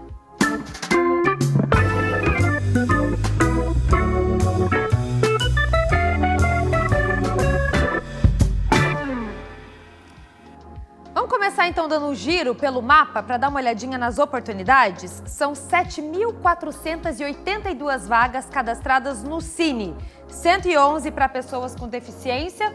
Como vocês podem ver aqui, separei por regiões, né? Itaiópolis, no Planalto Norte, são 246 vagas hoje disponíveis. Olha lá, Chapecó no cantinho aqui, são 676 vagas, 33 para pessoas com deficiência. Joinville, a maior cidade do estado, são 255, tem 7 para PCD. Itajaí, 118, 21 para PCD. Brusque, também Brusque na região do Vale, ali sempre com bastante vaga, 587. Floripa, 306 e Criciúma lá no sul, 141 vagas, 18 para pessoas com deficiência. E tem mais vagas na nossa terça do emprego hoje. A partir de hoje, exatamente, o Forte Atacadista está recebendo interessados para preencher as 966 vagas que estão abertas aí nas 32 lojas do estado. São 545 oportunidades na região norte e no Vale, em cidades como São Bento do Sul, Joinville, Jaraguá do Sul, Itajaí. E tem mais 421 vagas nas regiões da Grande Florianópolis, no sul e no oeste. Vamos dar uma olhadinha aqui nessas vagas? Eu separei algumas delas para vocês, dos cargos: auxiliar de perecíveis, auxiliar de prevenção, auxiliar de depósito, operador de caixa, promotor de carnes, né, no açougue, promotor de cartões, o repositor de mercadorias, separador de mercadorias. Todas essas vagas, gente, elas têm cargos, né, diferentes, salários diferentes. Então tá aí para vocês darem uma olhadinha. Tem também aqui o total de vagas, 966, como eu disse, nas 32 lojas aqui do estado. E para se candidatar é muito simples. Vá até uma loja do Forte e procure pelo setor Gente e Gestão. Claro, não esquece de levar o seu currículo, os seus documentos pessoais também com foto. E fique atento também ao horário das entrevistas. Pela manhã, sempre a partir das 9. E aí a partir das 2 para quem vai no período da tarde. Importante lembrar também que entre as mais de 960 vagas aqui, que estão abertas no momento, tem oportunidades também para o jovem aprendiz e para PCD, pessoas com deficiência. E aí, para fechar a nossa terça do emprego, nós vamos falar também do processo seletivo para contratação de profissionais da educação em São José. As inscrições estão abertas até o dia 8 de outubro e tem o valor de R$ 75. Essas vagas, então, são para formação de cadastro reserva, tanto dos professores como também dos auxiliares. Tem tudo especificado lá no site, que é sjeduca.fepese.org.br. Está aparecendo aí na tela de vocês, né? Anota, então. E eu vi que tem muitas vagas, viu? Para professor de artesanato, para auxiliar, professor que fica ali, né, trabalhando junto, isso tudo para o cadastro reserva da Prefeitura de São José. Mais uma oportunidade para você que está em busca de uma oportunidade no mercado de trabalho. Fernando Machado, muitas hoje, hein? Que legal, Maria. Legal, né? Pelo estado inteiro, oportunidade de trabalho, show de bola. Toda terça, a Maria Esther garimpa as vagas, as oportunidades e mais do que isso, traz dicas valiosas para você entrar novamente, você que está fora do mercado de trabalho ou para você que quer estrear no mercado de trabalho. Você lembra do seu primeiro emprego? Meu primeiro emprego, Fernando, lembro. Como foi? Eu trabalhava numa escola e ajudava estagiando mesmo. Sério? Aham. Ajudava ali na secretaria. Sabe que ele faz tudo? Faz tudo. Ah, vai tirar fotocópia, vai, Maricé. Vai ajudar ali a criançada na hora do intervalo. Vai, Maricé. Fazia de tudo. Até aula de dança eu dei pra criança. Eu também já dei aula de dança, mas de brincadeirinha só. É, de brincadeira, eu era ajudante né? do professor. Eu O primeiro emprego foi colher laranja com a minha mãe. Colher laranja? Colher laranja, madrugada, às 16 da manhã de caminhão, colhi o dia inteiro Quantos laranja. anos você tinha? Ah, tinha uns 8 anos. Uns 8 anos? Colhi laranja. Bem novinho, Depois né? plantei fumo, entreguei panfleto, vendi picolé, fui chapeiro, chapeador de pintura, garçom. Eu já fui garçonete também. Ai, chato pra caramba. Fui Desculpa, garçonete. garçom, mas eu não gostava. Dá um Achava trabalho. ó. Mas é bom a gente trabalhar nisso tudo pra gente valorizar, Fernando. Não, e a experiência Pra que a gente ver o traz. trabalho dessa galera que muitas vezes você pensa ali, o garçonete só tem que chegar e entregar ali. Nada. Não sabe, gente, a trabalheira que dá isso. Ser garçom é que no final a gente comia tudo, Comia né? tudo, Eu comia é verdade bastante. isso. Comia bastante mesmo. Todo trabalho, né? Tem os prós Muito e os legal. contras. Muito legal mesmo. Então, entre no mercado. Eu tô falando isso porque tem muita gente que acha que tem que entrar no mercado de trabalho já lá no topo, né? Nada, gente. Olha aí, a Maria Esther começou, né, como um ajudante. O Fernando como colhedor de laranja, né? Vendedor de picolé e por aí vai, um monte de coisa, narrador de rodeio. Então, gente, tem que ir começando, vai devagarinho. Você vai e vai chegar a tua hora. Vamos descobrir a Cibele, qual que foi o primeiro emprego dela? Vem cá, Cibele, fala. Qual que foi seu primeiro emprego, Cibele? Deixa eu adivinhar, acho que ela gosta muito de sítio. Foi vaqueira, não? Vaqueira não, Fernando, mas eu cuidava piscina, Olha! ajudava na lanchonete e na portaria. E na portaria? Menina. Cibele porteira. Ninguém entrava sem pagar. Teve um emprego que me marcou muito, tem aqueles empregos que te fazem pegar raiva e você querer sair dali, né? Tem uns que te ensinam. Na barra. E tem uns empregos que te fazem pegar raiva. Eu catava papelão de carroça de cavalo. Catava de noite só, porque eu tinha vergonha de ir de dia. Aí eu ia de noite. E durante 6 meses eu fiquei catando papelão em Uruçanga. O pessoal das lojas lá sabe, deixava tudo na frente da loja para eu catar papelão de carroça de cavalo. A hora que eu fui vender o papelão, deu R$200, Maria Esther. Eu falei, eu nunca mais vou catar papelão na minha vida. Catou papelão da cidade inteira. E deu R$200. Deu R$200. Mas R$200 na época era muito dinheiro, Mas tu hein? precisava ver, deu isso aqui tudo de papelão. Na hora de vender, e eu deixei na chuva até pra pegar um sereno, pra ver se pesava o papelão. O Fernando achou que ia ficar rico com o papelão. Nunca mais. Agora eu vou estudar, não quero mais saber. Fiquei 8 anos na faculdade. 8 anos, mas estudei. Estudou e tá aqui hoje aí, ó. Era isso. Né? Era isso. Boa conversa, bora lá, vamos entrar no mercado de trabalho. Toda terça a gente te ajuda aí a se colocar no mercado de trabalho também. Bom, na última madrugada, um temporal atingiu e deixou estragos em municípios do oeste do estado, Cibele. Destelhamentos, várias casas, né, até queda de árvores também foram registrados. Os órgãos de segurança se mobilizam, então, para atender a população com essa chuvarada toda. A gente vai ver agora na reportagem de Andriele Zamboni. Olha as imagens que tiveram repercussão na internet. O céu do município de São Miguel do Oeste é cortado por um raio. O vídeo foi gravado nesta madrugada, durante a tempestade que atingiu a região oeste do estado. O temporal começou ontem por volta das 11 horas. A chuva veio acompanhada do vento, que chegou a uma velocidade máxima de 97 km por hora no extremo oeste de Santa Catarina. É essa variação brusca de temperatura, de umidade, que forma os fortes temporais. Claro que se a gente tem nuvens de grande desenvolvimento vertical, além de granizo, ela também provoca bastante raios. Então, numa situação de fortes temporais, eles são muito perigosos, pode atingir animais de pastos, pode atingir o ser humano em si, pode trazer bastante estragos também para vários setores da sociedade de Santa Catarina. O vendaval deixou consequências. O município mais atingido foi Itá. Os bombeiros trabalharam durante toda a noite distribuindo lonas para moradores que tiveram suas casas destelhadas e tirando árvores que caíram no meio da via. A guarnição atuou atendendo a população, entregando lonas para que as mesmas cobrissem os seus móveis dentro de casa. Orienta que não se subam nos telhados e que apenas cubram os móveis. Existe um grande risco de queda subindo nos telhados. Qualquer emergência, ligue 193 Corpo de Bombeiros ou 199 Defesa Civil.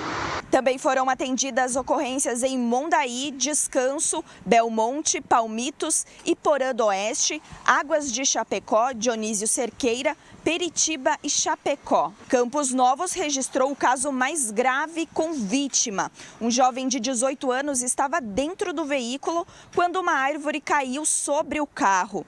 O jovem ficou preso às ferragens. Foi socorrido pelos bombeiros e conduzido ao hospital em estado estável. O restante do dia aqui no Oeste ainda é de atenção, com possibilidade de temporal. Esta terça-feira ainda tem a mesma atuação da frente fria que provocou estragos na última noite e madrugada desta segunda-feira para terça. A frente fria ela ainda está atuando fortemente, mas a condição de temporal ainda existe, apesar de ser um pouco menos efetivo em relação a ontem. Hoje é de forma um pouco mais isolada nas regiões do oeste, meio oeste catarinense, até nas áreas mais próximas ao estado do Paraná. A condição vai diminuindo gradativamente no decorrer do final desta terça-feira para a quarta, onde esta frente fria perde força, se afasta para o oceano e no seu lugar se aproxima ali uma nova massa já mais frio e seco. Ou seja, a atenção e alerta para fortes temporais ainda é para esta tarde e noite de terça-feira especificamente. Reforçando o alerta de temporal, né, Maria? A Andriele Zambonin continua com a gente, agora ao vivo. Vamos para lá então, Andriele, qual que é a situação neste momento, né? A gente acabou de ouvir o Marcelo Martins falando que ainda tem essa previsão de temporais para tarde, noite dessa terça-feira. Como é que tá aí? Parece, olhando aqui, que a chuva deu uma trégua, é isso?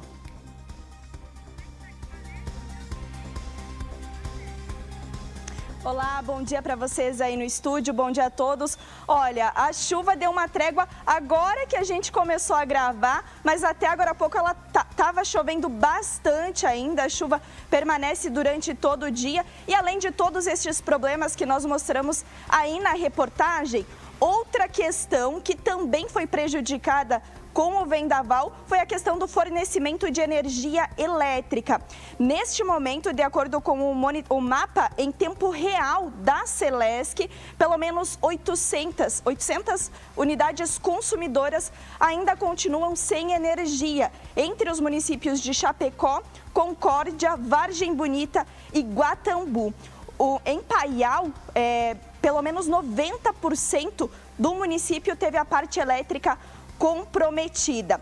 Agora eu estou aqui no quartel dos Bombeiros Militares de Chapecó. Eu vou conversar com o Luciano da Defesa Civil aqui do município, que também atua, trabalha, um trabalho incansável neste momento, desde a noite de ontem, né, Luciano?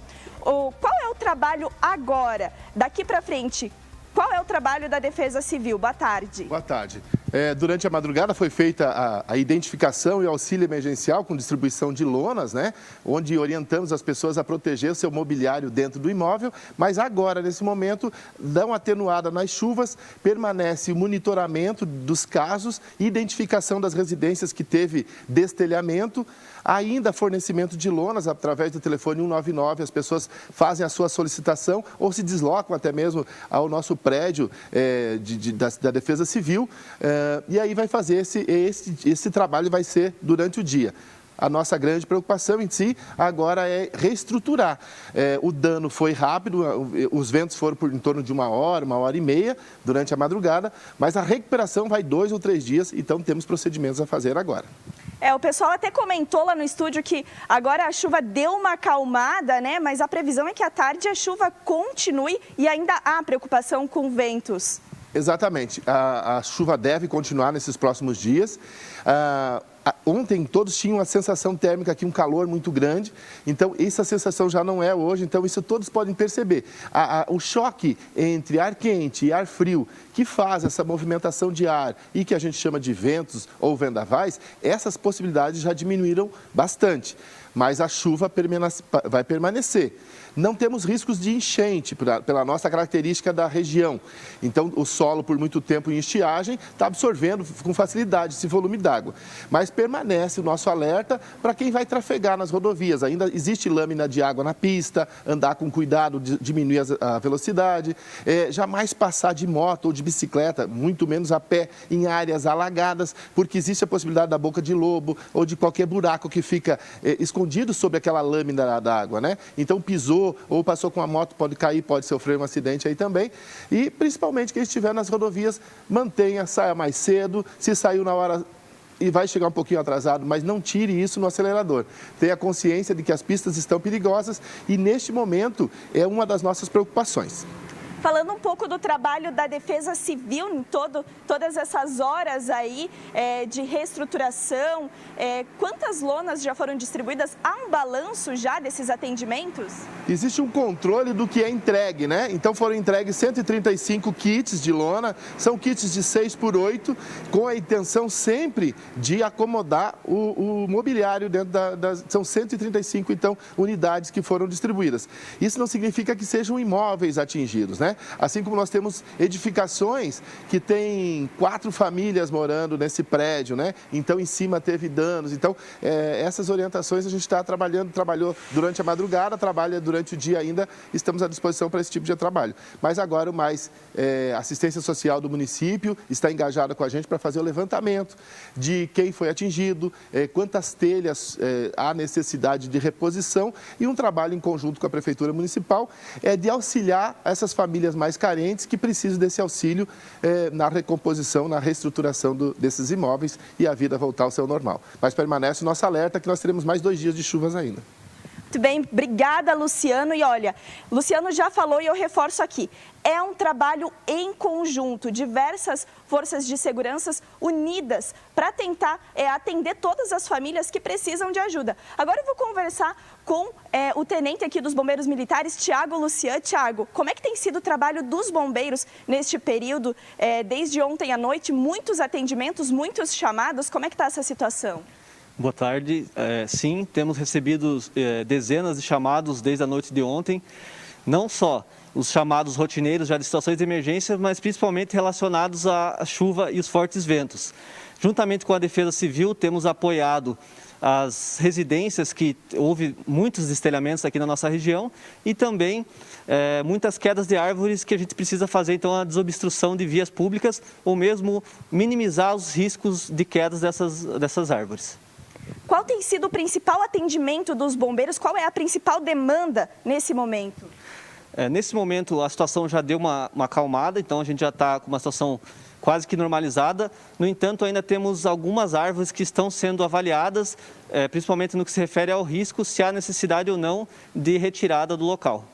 É importante a gente salientar, de repente o vento da última noite, até para quem está em casa, deu o vento e a árvore ficou naquele cai e não cai, ficou meio torta, mostrando o risco. O que as pessoas devem fazer em uma situação como essa? A nossa principal orientação é que não se coloque em risco. Nesse momento ainda a gente tem chuva, tem possibilidade de mais chuva, então se houver qualquer necessidade, acione o 193, acione o Corpo de Bombeiros para que a gente faça essa avaliação e verifique a necessidade de derrubada ou não. Outra orientação aí para a população é também quanto a subir em telhados, né? Ainda está tudo muito molhado e é um risco. O cidadão jamais deve, após ou durante as chuvas ou imediatamente após, subir nos telhados e fazer a cobertura do telhado com lona ou o que for. É necessário aguardar, apenas cubra os seus móveis, acumule eles num cômodo apenas da residência, cubra com lona e aguarde a situação normalizar para que você não venha a ser mais uma vítima. Muito bem, obrigada também ao Tiago Lucian. Essas são as orientações dos bombeiros e também da Defesa Civil. A gente segue acompanhando essa situação. Eu volto com vocês aí no estúdio. Muito bom, Andriele. Obrigada, viu, pelas informações ao vivo, direto de Chapecó, região que foi afetada e já está sofrendo aí com os prejuízos, né, dos ventos fortes, da chuva. A gente vai seguir acompanhando, qualquer momento ela pode voltar aqui, né? E a atualização no scc10.com.br sobre essa situação da falta de energia no Grande Oeste. Seguimos com notícia por aqui, agora notícia boa, viu? Santa Catarina completou nesta segunda-feira 40 dias sem nenhum paciente com Covid-19 aguardando por vaga de UTI, transferência para outros leitos de UTI de outras regiões. Ou seja, faz 40 dias que não tem fila de espera em Santa Catarina e claro que isso diz muito da situação que a gente está vivendo agora. O Paulo Henrique vai trazer para a gente os detalhes dessa boa notícia, né, Paulo? É isso mesmo, Cibele. Bom dia novamente. Foram divulgados os relatórios da Superintendência da Secretaria de Estado da Saúde e neles estão os registros da última vez que Santa Catarina registrou, então, filas por espera nos leitos de UTI. Foi no dia 3 de agosto, quando 2 pacientes de Joinville precisaram ser transferidos para outras regiões do estado. Nós temos uma arte para mostrar para quem está nos acompanhando de casa como estão as taxas de ocupação em todas as regiões do estado. Olha só, Santa Catarina conta hoje com 1.515 leitos de UTI adultos. Destes, 959 são destinados aos pacientes de Covid. Antes da pandemia, eram apenas 546 leitos em todo o estado, ou seja, olha só o aumento na rede hospitalar durante esses 2 anos, quase o triplo do que nós tínhamos antes. No momento, Santa Catarina está com uma taxa de ocupação de 65%, com 623 pacientes internados em todo o estado. Então, baixa diminuição aí da taxa de ocupação dos leitos de UTI em todo o estado e pelo menos 40 dias sem ninguém esperando por um leito de UTI aqui em Santa Catarina. Notícia positiva, né, Cibele? É sim, Paulo, notícia que a gente faz questão de dar, né? Que se mantém. A gente percebe que tem uma oscilação na ocupação dos leitos de UTI, a gente observa no mapa, como você pode ver, aumentou em algumas regiões, mas ainda assim é muito diferente do que a gente vem vivendo nesses últimos meses e agora já há 40 dias, Fernando, sem registro de pessoas aguardando por uma vaga de UTI para leito Covid-19 pelo SUS. Em Rio do Sul, uma situação deixou uma família em apuros e, ao mesmo tempo, revelou um problema grave.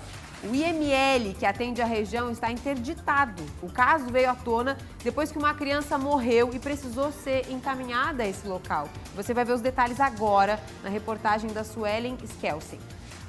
Nessa segunda-feira, um menino de 2 anos morreu no município de Salete. Ele teria sido picado por um animal peçonhento. O corpo da criança, então, foi levado para o IML mais próximo, que fica em Rio do Sul. Mas, ao chegar ao local, a família descobriu que o Instituto Médico Legal de lá não estava funcionando. O corpo, então, precisou ser encaminhado para outra cidade. O IGP de Rio do Sul cobre a segunda maior área do estado. 29 municípios são atendidos aqui. No início do mês passado, as autoridades se reuniram em Rio do Sul para definir algumas adequações na estrutura. A previsão era que tivesse retornado às atividades já na semana passada, mas a unidade só voltou a atender na tarde dessa segunda-feira. De imediato, eram algumas coisas bem pontuais. Assim, a gente, por exemplo, instalamos pia para higienização das mãos com acionamento com os pés, toda a questão de desinfecção dos instrumentos que a gente usa nas necrópsias.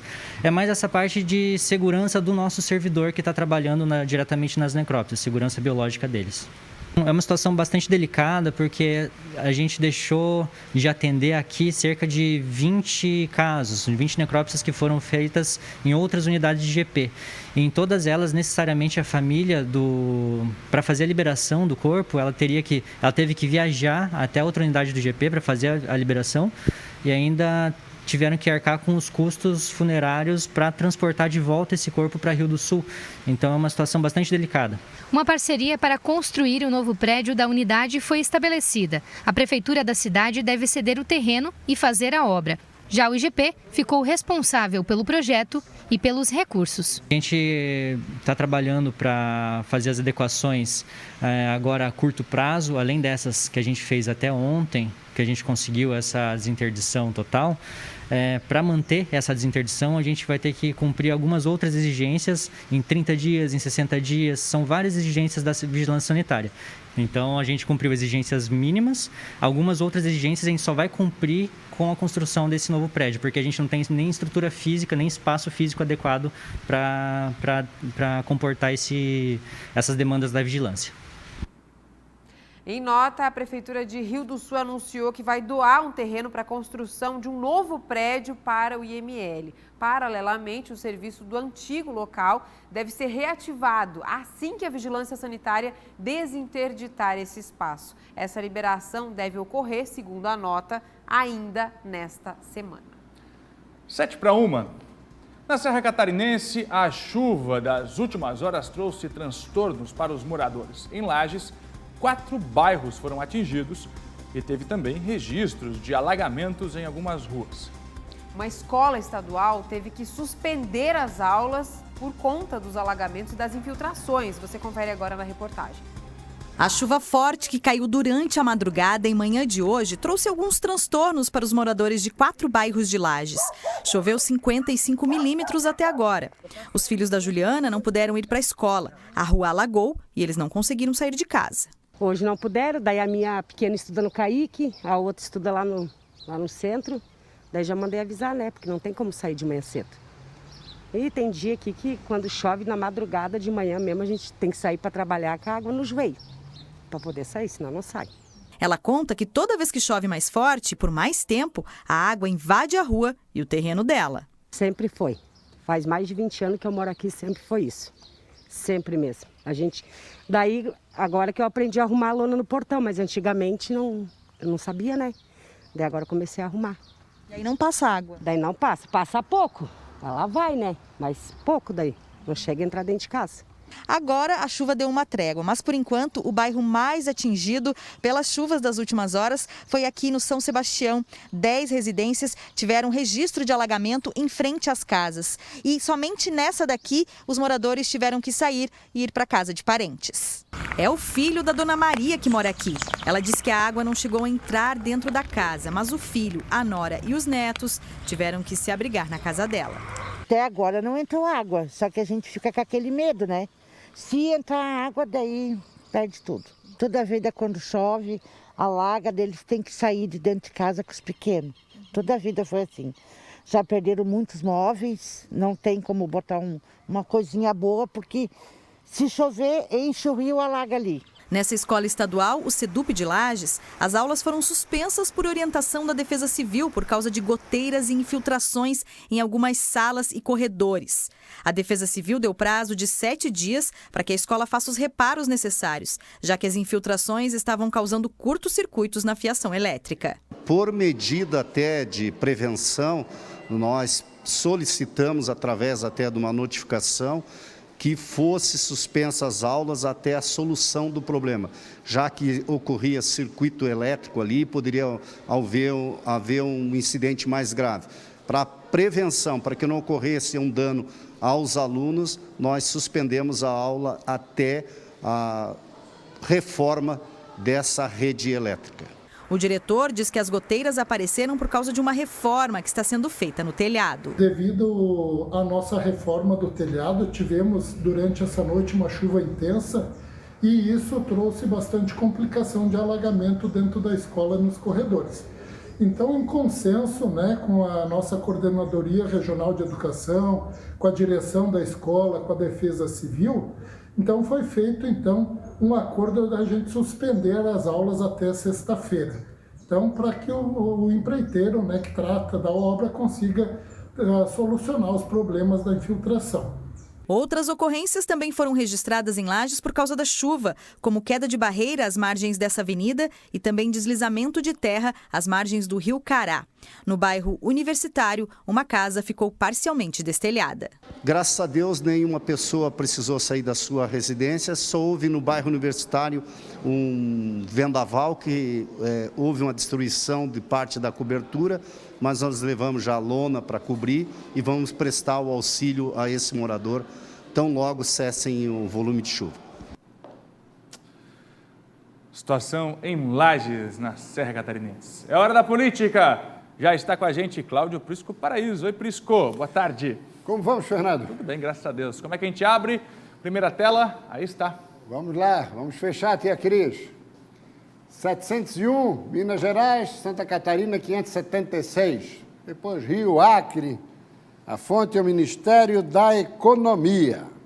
Você vai poder passear aí pelo que está escrito. Mas o que é isso? Por isso? Aí que nós vamos chegar. Isso aí diz respeito ao ranking nacional de dispensa de alvarás e licenças dos estados e Distrito Federal.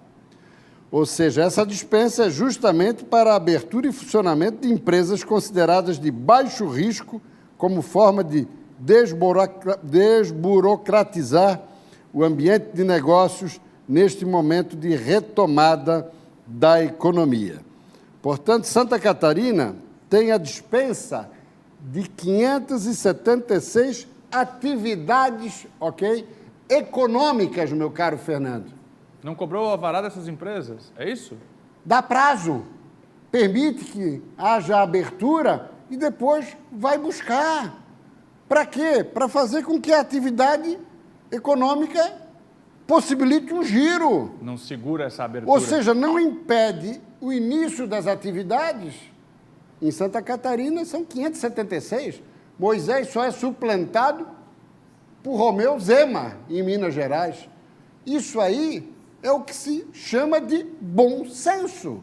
Não é algo que crie nenhum tipo de dificuldade e facilita a estruturação de empresas. De parabéns ao governo do Estado e a JUSESC, que é a Junta Comercial de Santa Catarina. E depois, junto a isso, vem um trabalho da própria Fazenda, né? Sem Para dúvida. acompanhar depois, fiscalizar. Sem dúvida. A gente percebe lá na Rabeira, São Paulo, estados como São Paulo, Paraná e Espírito Santo. Burocracia danada. Burocracia que trava a economia. Exato. Próximo telão, tia Cris. Olha aí. Jair Bolsonaro com Jorge Seif Júnior, secretário nacional da Pesca. E ali à direita, com o catarinense Luciano Hang, empresário, muito ligado também ao presidente da República. Luciano continua sendo fortemente pressionado para assumir uma candidatura ao Senado como representante de Jair Bolsonaro em Santa Catarina. Bolsonaro, que já disse aqui, prioriza a eleição ao Senado e à Câmara, não aos governos estaduais. E ele entende que Luciano, com a visibilidade que tem nas redes sociais, um nome nacional indiscutivelmente, seria um passeio à eleição ao Senado. E Seif é um forte candidato à Câmara Federal em Santa Catarina. Por quê? É considerado como filho adotivo do presidente, o 06. Secretário Nacional da Pesca. Agora, a curiosidade é que o pai dele, que tem o mesmo nome, já que ele é Júnior, é empresário do ramo de pesca, secretaria pilotada pelo filho, aqui em Itajaí. Estranha essa coincidência. É bom ficar de olho para que não tenhamos aí conflitos de interesse. De qualquer maneira, a proximidade dele é tão grande com o presidente, Fernando, que além da sua remuneração como secretário nacional da Pesca, ele potencializa o seu recebimento em mais 60%, porque foi indicado para o conselho de 3 estatais brasileiras. Uma reunião mensal, Geton, valor alto, que representa 60% esses 3 jetons do próprio salário de secretário da Pesca. Você tem ideia quantas estatais federais temos no Brasil hoje?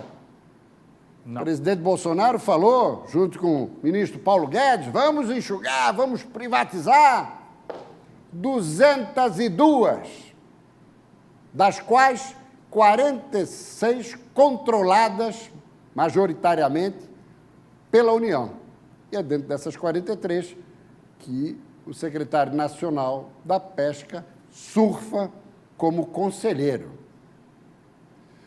Portanto, meu caro Fernando, a gente percebe que o governo Bolsonaro chegou, mas as práticas não mudaram muito em relação a outros governos. O que chama a atenção é justamente essa prioridade dele, Senado e Câmara, e aí nós temos possivelmente 2 fortes candidatos chancelados e avalizados pelo Palácio do Planalto. Anaí Prisco, as articulações de Jorginho, por exemplo, está tentando se aproximar como presidente, e aí uma possível formação de chapa aqui, o presidente não abriria para Jorginho articular? Não teria essa possibilidade? Não, Jorginho Melo hoje é o candidato mais intimamente ligado ao presidente. Já dissemos aqui, ele não vai subir exclusivamente no palanque de Jorginho, mas ele terá vídeos, imagens, falas do presidente mostrando essa proximidade. Agora, resta saber, uma vez Luciano confirmando a candidatura, por que partido seria? Seria o mesmo partido do presidente e se esse partido estaria coligado com o PL de Jorginho na cabeça. Mesmo não estando, pode estabelecer uma relação que venha a favorecer Jorginho Melo. Imagine só, Jorginho Melo alinhando-se ao PP progressista, Ângela Min de vice e Luciano Hang ao Senado. Uma chapa considerável. Vamos lá. Isso é uma especulação. Próximo telão. Olha aí, fecha-te a Cris, fecha. Fecha neles. Fecha neles.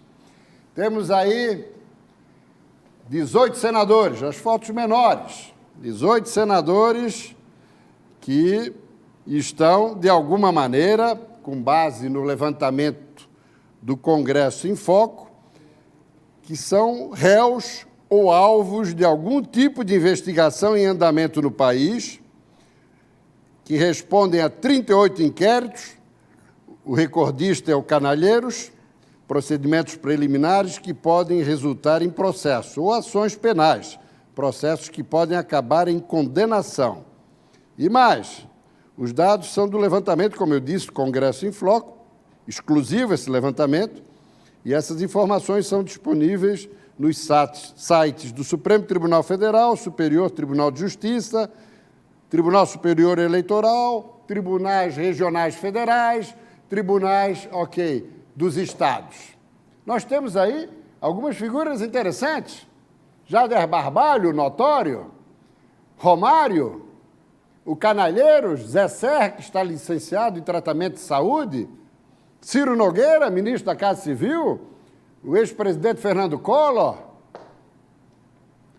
Omar Aziz, presidente da CPI, Antônio Anastasia, de Minas Gerais, Fernando Bezerra Coelho,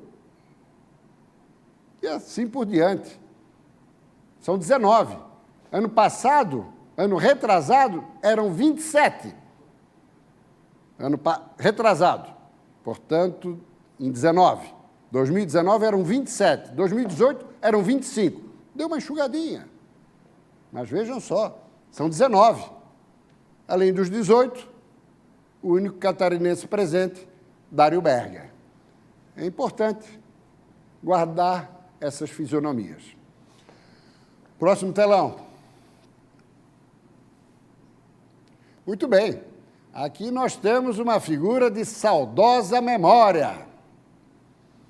Aloísio Blasi, professor, advogado, foi presidente da OAB de Santa Catarina, desembargador do Tribunal de Justiça e foi o braço direito do professor João Davi Ferreira Lima, na Fundação Estruturação e de Desenvolvimento da Universidade Federal de Santa Catarina. À direita, a sua filha, também advogada, primogênita, Heloísa Ferro Blasi Rodrigues, que construiu essa obra que será lançada hoje aqui na capital, Fernando. Pausa e Movimento. Escritos inéditos de Aloísio Blasi, o homenageado.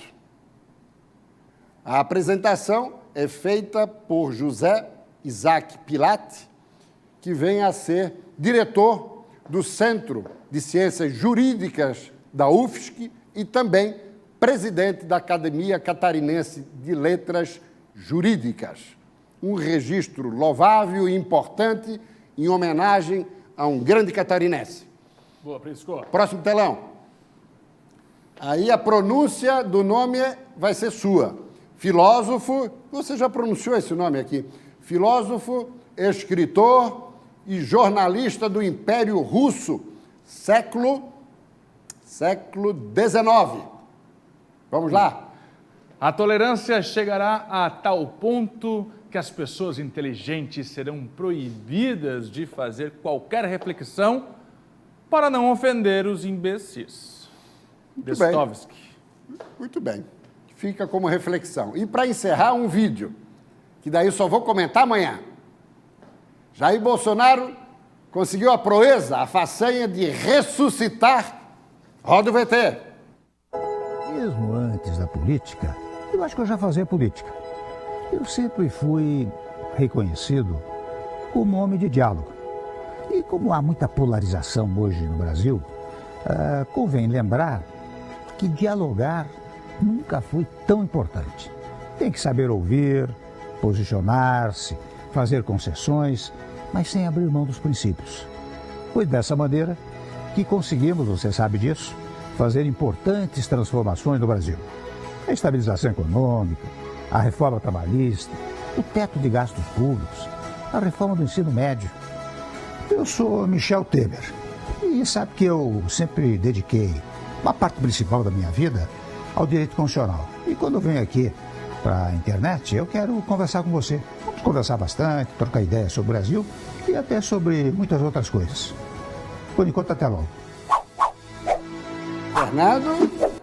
Fernando, falamos aqui que ele poderia vir a ser candidato à Câmara Federal por São Paulo, para quem sabe suceder para um 4º mandato à presidência da Câmara.